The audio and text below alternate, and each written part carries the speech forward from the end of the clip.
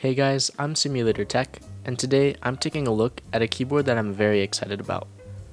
This is the Bridge75 by Shortcut Studio. I've heard a lot of positive commentary on this board, so I'm super excited to try it out.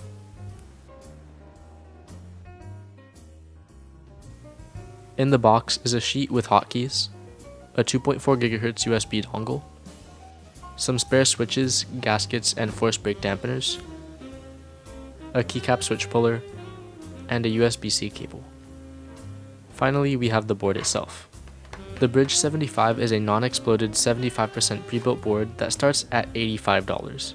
When I first heard the price, I expected a plastic case or maybe at best a cheap cast aluminum case.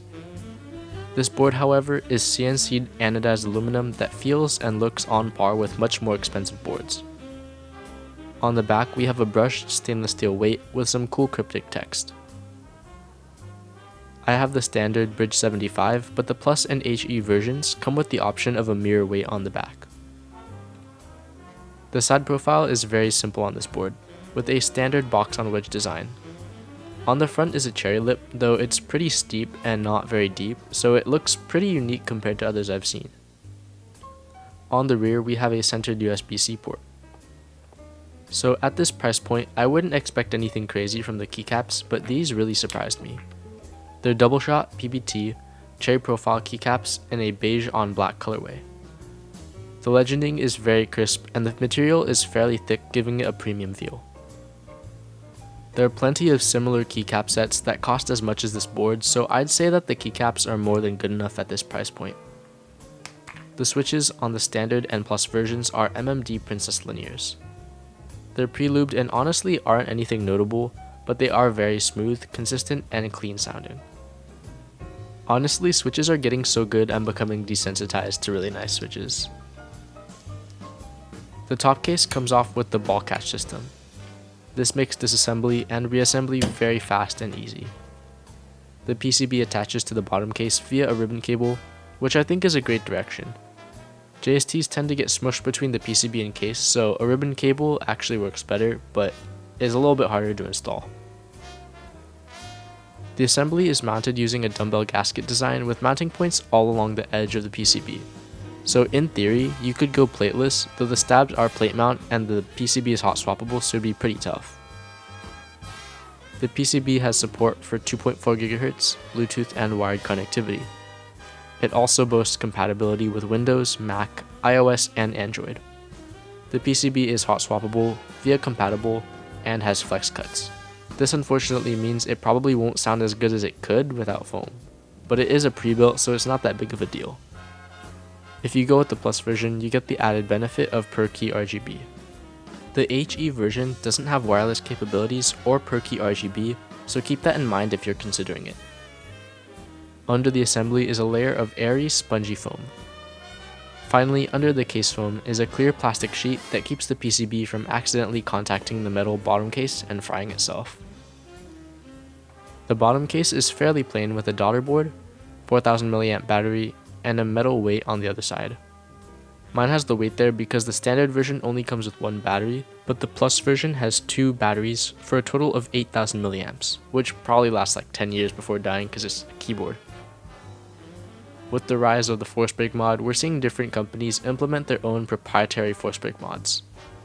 Shortcut Studio added these little guys on the edges of the case, effectively adding a dampening layer between the top and bottom cases, reducing metal on metal ping.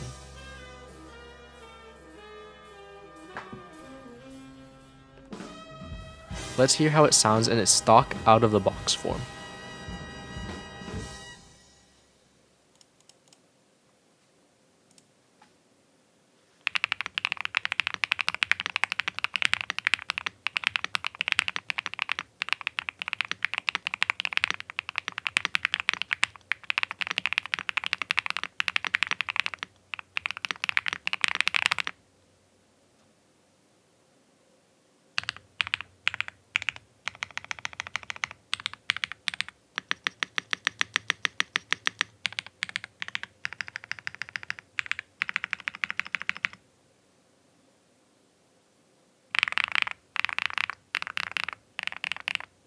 As expected, it's a very foamy sound.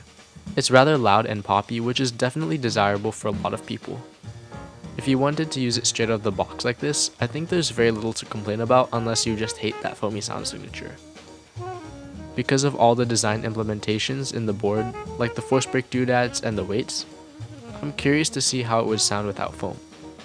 So I opened it up, took off the caps and switches, removed the foams, put the caps and switches back on, removed the gasket directly under the spacebar for a little bit more pop, and threw it back in the case.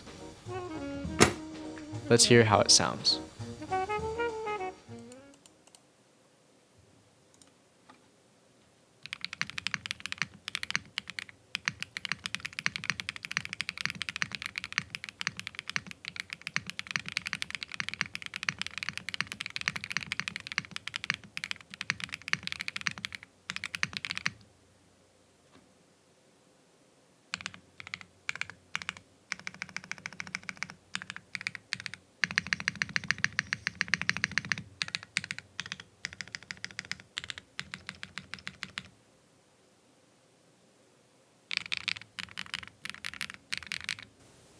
The alphas are kind of thuddy and thin, likely because of the flex cuts and the soft polycarb plate, but it's definitely better than I thought it would be. There's no pinging or unnecessary hollowness, and that spacebar is really nice.